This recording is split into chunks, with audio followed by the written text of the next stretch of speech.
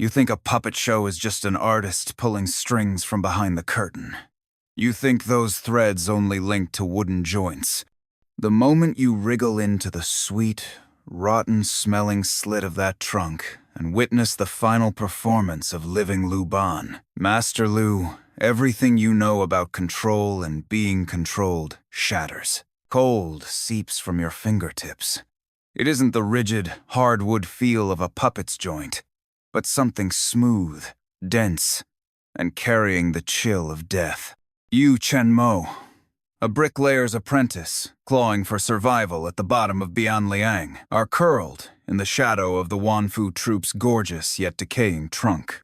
Your blood, nearly frozen. What's before your eyes rips apart 18 years of how you've understood the world. The troop leader, the man who always smiled, whose skills seemed divine, the living Lu Ban who breathed life into wood with his strings, lies crumpled like a discarded rag sack on the floor, while from the treasured old satchel he guarded like a jewel, a bone-white skeleton crawls out. Worse, the skeleton moves with an eerie fluency.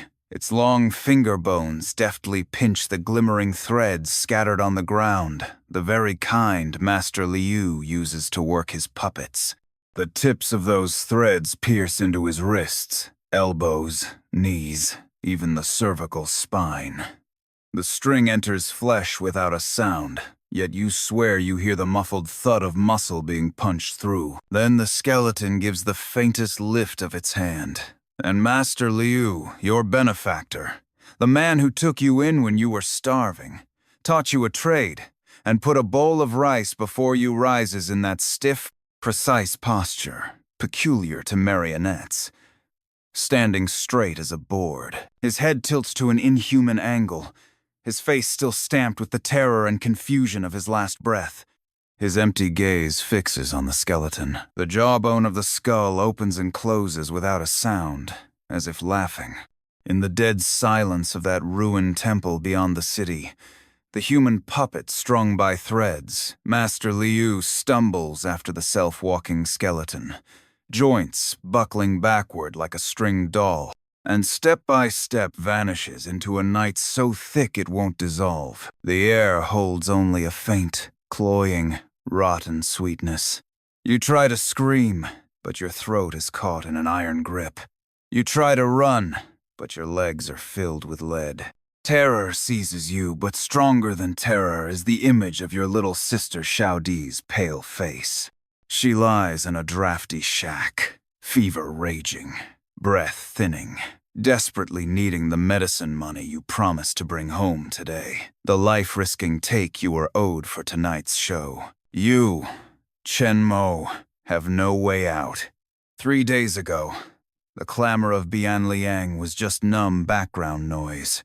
Panic gnawed at you as you wove through bodies smelling of sweat and powder. A rough tool bag on your back.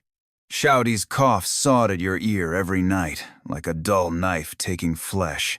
The apothecary's cold face and that sky-high price for medicine press the air from your lungs. Step right up and see. The living Lu Ban, Master Lu's unmatched craft. Puppets that sing, marionettes that talk. Miss it, and you'll regret it for life. At the East Market Gate, a makeshift stage seethes with voices. A middle-aged man in a half-worn silk shirt. Master Liu works several exquisitely carved puppets through Zhang Kui marries off his sister. Their brows and eyes are alive, their steps floating, their singing supple and true. Every gesture lands as if a soul were lodged inside, especially the puppet playing the younger sister. Its glances sparkle, almost alive. The crowd erupts. Coins rain onto the stage. You're dazzled by the sorcery of his hands, but even more by the bulging money pouch at his feet. A wild thought takes root. Beg him to take you in. Ox, horse, whatever it takes. Just save Xiaodi. When the show ends and the crowd thins, you scrape together your last courage and rush to Master Lu as he packs away his props. You drop to your knees, your forehead striking the cold stone, babbling pleas. When you reach Xiaodi's condition, your voice breaks. His smile fades a shade. Those eyes that always seem to be smiling study you, weighing you like an object. He crouches, and a faint, sugary scent drifts into your nose. He lifts your chin, his fingers cold.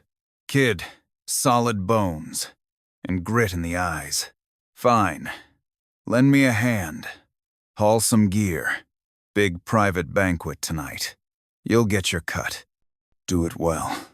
He pauses, glancing at your threadbare clothes. Maybe it'll put out the fire licking at your heels. A spark of hope flares in your dying chest. You become a temporary gopher for the Wanfu troupe, clumsily lugging the heavy trunks and props. Besides Master Liu, there's only an old carter named Fu, silent, with clouded eyes. He eyes you, wary, as if wanting to speak but swallowing it back. That night, at Master Li's birthday banquet in the south of the city, the grand hall blazes with light. Master Liu conquers the room again. Before the ladies of the Li household, the puppets dance and sing with a clear, high timbre, drawing delighted cries. Standing in the wings, passing props, you watch up close and notice the threads glinting under the lamps with a strange sheen, neither gold nor silver. Master Liu's fingers blur like lightning as he drives the puppets through impossible moves.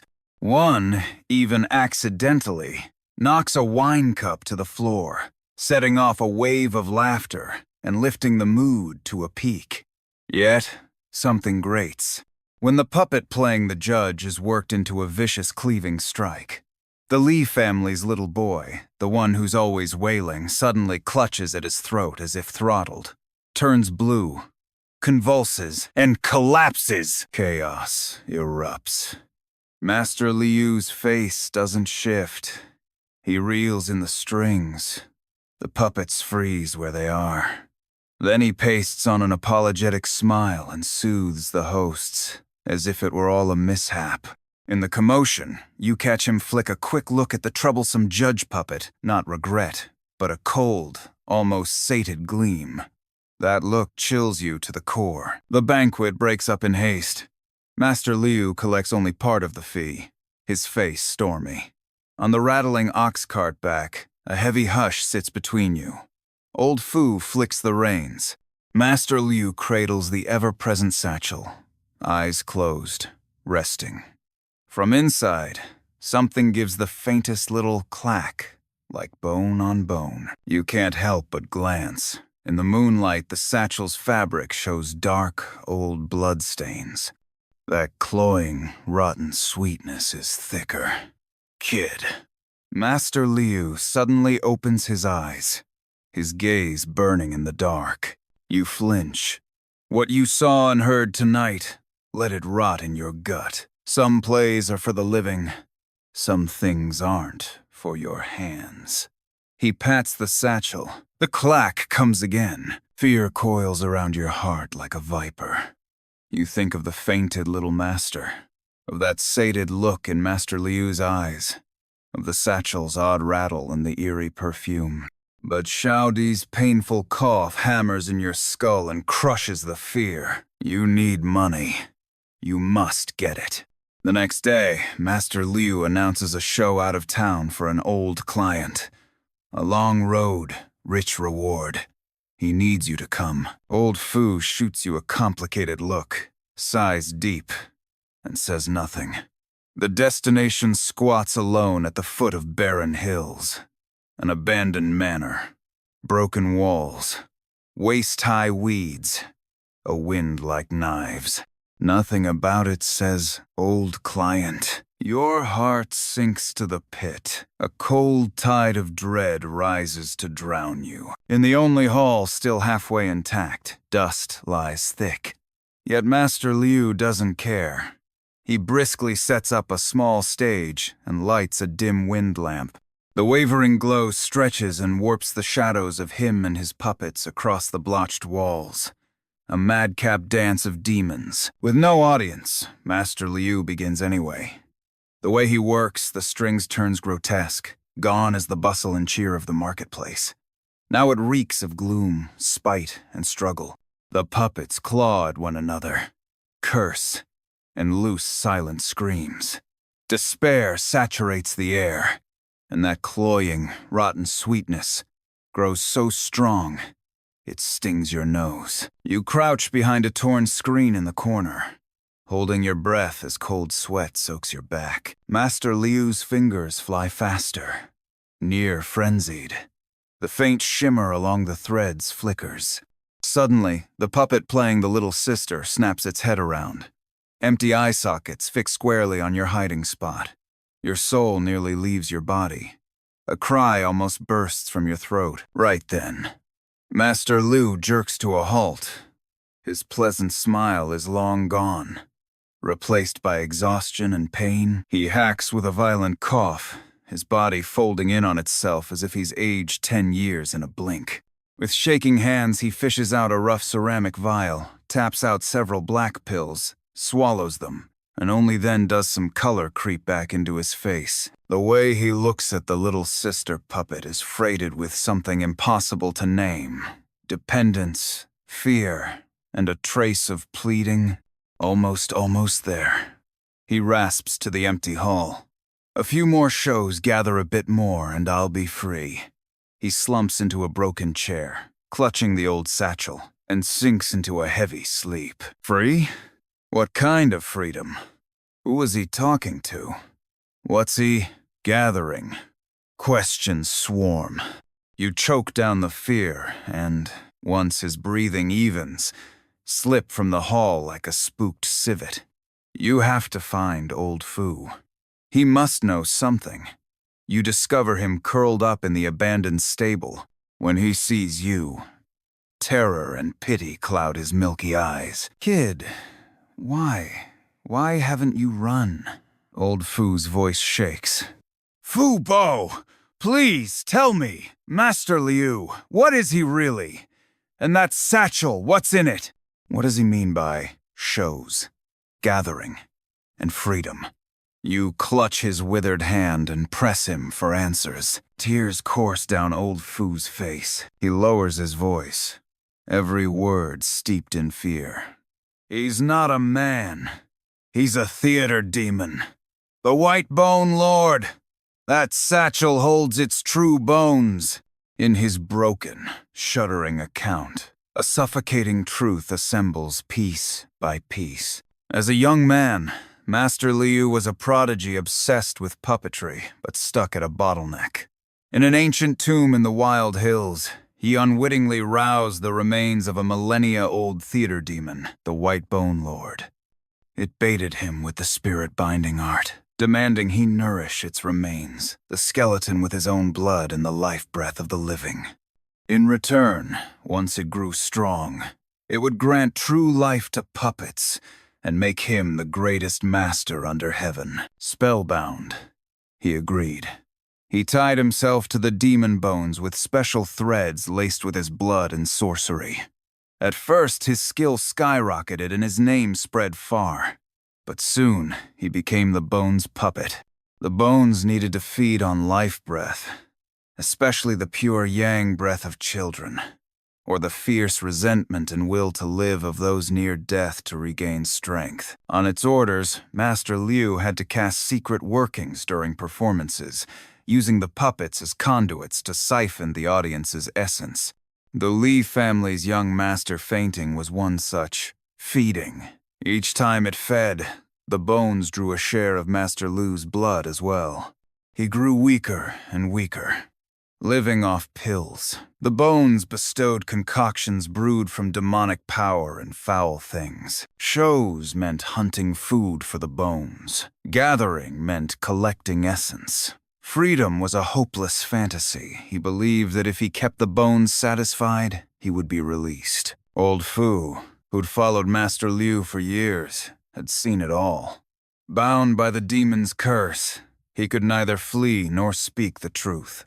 Shuffling through life like the living dead. It's almost complete. Old Fu's voice is despair itself. It needs a fresh body, full of the will to live, to shed the skeleton once and for all and walk the world.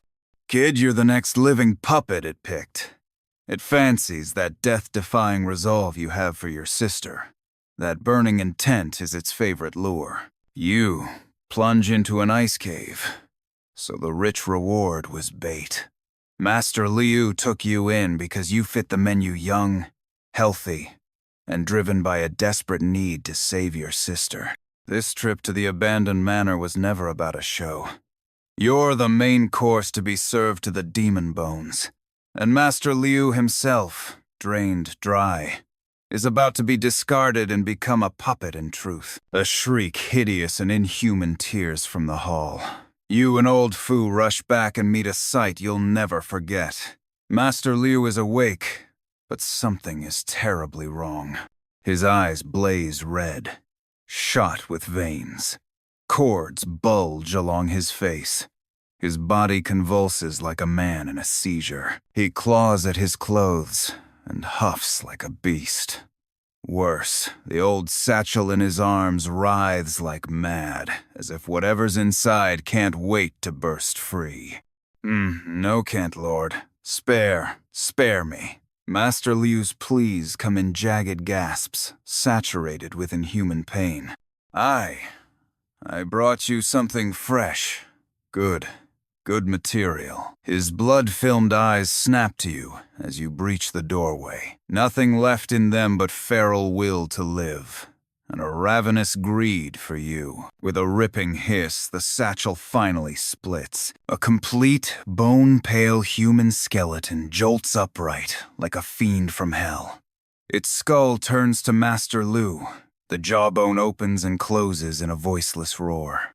The faintly gleaming threads linking its finger bones to Master Liu's joints go taut in an instant and bite deep into flesh. Master Liu's scream cuts off. The strings yank him into the air, his limbs twisting at sick angles like a marionette torn by brute force. His face freezes in a mask of ultimate pain and stunned disbelief. The light of life drains from his eyes, leaving only dead emptiness. The White Bone Lord. It stands, bones grinding with tooth-aching clacks. It rolls its skull, as if settling into this feeling of freedom. Then those hollow sockets swing to you and to old Fu, collapsed and quaking on the floor. Cold, pure, predatory malice pours over you like a sluice of ice water. Your blood surges to your head, then freezes solid. Run. You have to run. For Xiaodie, you spin to bolt, but old Fu clamps your leg, sobbing. Kid, there's no running. It's awake 10 miles in any direction. This is its stage, and we're all its puppets now. The White Bone Lord's jawbone stretches in a silent grin. It lifts its hand, and those long finger bones, nimble as a master lutenist, give the empty air the lightest pluck. Whum! It's as if an invisible string is plucked in the air. A colossal, irresistible pull seizes your limbs in an instant. Your arms jerk up. Your legs march stiffly. You're pinned where you stand. You fight it, but every muscle betrays you, worked by unseen threads. Terror and despair nearly tear you apart. The White Bone Lord savors your struggle like the opening act of a fine play. It sets one bone foot before the other, unhurried, coming for you. With each step it treads on your heart. It means to claim this young body, burning to live. Drive its uncanny threads into your joints. Oust your will, and wear you as its walking skin, just as it did to Master Liu. Xiaodie's face blurs before your eyes. It's over. All over. No, don't give up. She's waiting. If you die, she dies. A mad spark flares in your frozen mind. The strings. Those faintly gleaming strings. Old Fu said they were forged with Master Liu's blood and demon craft. They're the conduit, how it binds puppet to bones, the seat of its control. What if the strings break? Your gaze snaps to the threads coiled round its finger bones, and the ones linking its joints to Master Liu's corpse. Master Liu's body still stands rigid, a horrific backdrop. The White Bone Lord is 3 steps away. It thrusts its hand, a needle-sharp finger aimed at your brow. Life or death in a breath. Instinct crushes everything else. With a beast's roar, you twist hard not to flee, but to dive for the slim, sharp carving knife at Master Liu's belt, the one he uses to trim strings and joints. The move catches the White Bone Lord off guard. The invisible threads yank at you, warping your lunge, and the blade only slashes Master Liu's arm, severing a few of the strands hooked into him. The skull whips toward Liu's body in a voiceless bellow. Did those snapped lines register as pain? The force holding you falters for a heartbeat, barely but enough. Now! Thought doesn't enter into it. Survival drives you. You ride that tiny hiccup in its control, and hurl the knife with everything you've got straight at the long finger bones that work the strings. A soft, rotten leather rip answers you. The knife punches clean through several key bones in its right hand, and more crucially, shears a bundle of shining threads coiled there. This time the White Bone Lord seems to scream for real. A shriek that tears at the soul. Its frame shudders violently. Twin witch green flames in its sockets leap and thrash. The severed lines writhe like wounded serpents and snap apart in the air. Most of the force binding you vanishes at once. Pain and the shock of broken strings pitch the White Bone Lord into a storm of rage. It drops all pretense of finesse and, like a provoked beast, scythes down with its ruined right claw in a white blur meant to rip you in two. You've only just shaken free and are off balance, no time to dodge. Death closes over you. Kid, look out! Old Fu, who'd crumpled to the floor, explodes upright with impossible strength and hurls himself sideways like a human cannonball into the demon's ribs. Crack! A tooth-aching snap. Old Fu's body whips away at a sick angle and slams into the wall. His fate unknown. But that death dive turns the killing blow into a near miss. The talons rake your scalp and bury themselves in the thick pillar behind you, showering splinters and gouging grooves as deep as bone. Staggered by the hit, the White Bone Lord only grows more savage. It abandons Old Fu and locks back onto you. But the half-second he bought is everything. In your eyes, there's only the raging skeleton, and the vital web of strings snaking over it like veins. Master Liu's words, Old Fu's tale, the way it reeled when the line snapped, everything sparks together. The strings are its weak point. Cut every last one. You stop retreating.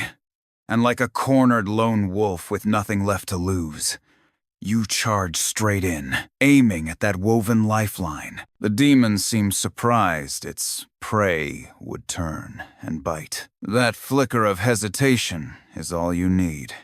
You duck under its sweeping arm, and the knife you'd snatched back flashing like frost, rake upward along the seams where its spine links together. Wherever the blade runs, the strange, glimmering cords binding joint to joint snap like harp strings. The scream this time is full and piercing enough to shake a soul. The bone frame convulses and knots as if flayed by 1,000 cuts. The green foxfire in its sockets gutters, nearly going out. The threads about its body part inch by inch and unravel. Driven mad by pain, it loses all rhythm, tearing at you with wild swipes, bent only on shredding the ant who ruined its 1,000-year design. The hall becomes a whirling gale of bone. Rotten tables and chairs disintegrate. The walls furrow under carving blows. You're a skiff in a typhoon, tumbling between those talons, dodging by hair's breadths. The knife is too small. Closing in is suicide. Your eyes rake the wreckage, then you see it. The arm-thick hardwood pole Master Liu used to brace the stage, taller than a man. You dive past a killing swipe, roll, and scramble for it. It's heavy, solid in your grip. The white bone lord barrels down to crush you. You choke up on the pole, pouring in all your strength and everything you hold, your love for Xiaodi, your hunger to live, your boundless hate for this thing. Like a soldier in a charge, you drive forward instead of back, wielding the beam as a spear and aiming for the center of its breastbone where the thread's knot thickest and thrust with all you've got. For Xiaodi, pay with your life! Thunk. Crack. The tip of the pole, powered by the impact, punches through the brittle breastbone and plunges deep into the demon's core. A viscous black ichor sprays from the breach, stinking of cloying rot. Time freezes. The demon's headlong lunge halts. Its raised claw hangs in midair. The green flames gutter like dying wicks, flicker hard, and then go out. The bone-white frame loses all hold and collapses in a clatter. Like a marionette with every string cut, nothing left but a heap of dead, dry bones. The severed, shimmering threads fade to ash, dim, turn glass thin, and finally melt into the air. Silence. Blood reek, rotten sweetness. Wood dust thick in your nose. You let the pole drop from numb hands, your body coming apart at the seams as you crumple to the floor, sucking great tearing breaths while your heart tries to batter through your ribs. Relief at still being alive, and a vast sorrow wash over you in a single wave. You crawl to old Fu. He lies in a slick of blood by the wall, chest crushed in, breath thin but alive. He stares at the scattered bones, and a ghost of release, of disbelief, kindles in his clouded eyes. "Gee, good kid," he whispers, pointing with effort at Master Lu's belt. The money pouch, take it. Go leave Bianliang. Never come back. This demon fed on souls, this place is cursed. Death itself. Your hands shake as you loosen the heavy pouch from Master Liu's cold corpse. It's packed with coppers and broken silver enough to save Xiaodi, enough to carry you both far away to a new life. But there's no joy in you, only weight and cold. You take one last look at the hellish hall bones strewn. Master Liu's twisted, rigid body, old Fu barely breathing, and the pole still spearing the demon's core, and it all feels like a nightmare you can't wake from. You heave old Fu onto your back, grab the pouch, and stagger out of the man-eating ruin. Behind you, the dead dark closes, like a giant's jaws. 3 days later, in a clinic 100 li east of Bianliang, Xiaodi drinks the medicine and sinks into deep sleep. Her fever breaks. Her face is still pale, but her breathing is steady. You sit at her bedside, holding her warm hand, and the fear that rode you for days finally eases. Outside, sun and birdsong. It's as if that night were a far-off dream. Old Fu's wounds were too grave. He didn't make it. You spend part of the money to bury him, your heart leaden. You rent the cheapest inn room and plan to keep heading south once Xiaodi is stronger to a place where no one knows you. You pick up carpentry, work hard, but honest. From the pouch you spend only what you must for medicine and meals. The rest you bury deep beneath a floor tile in the corner, as if entering a taboo. Life seems to right itself. Xiaodi mends day by day and starts to smile again. You, too, begin to crawl out of that night's shadow.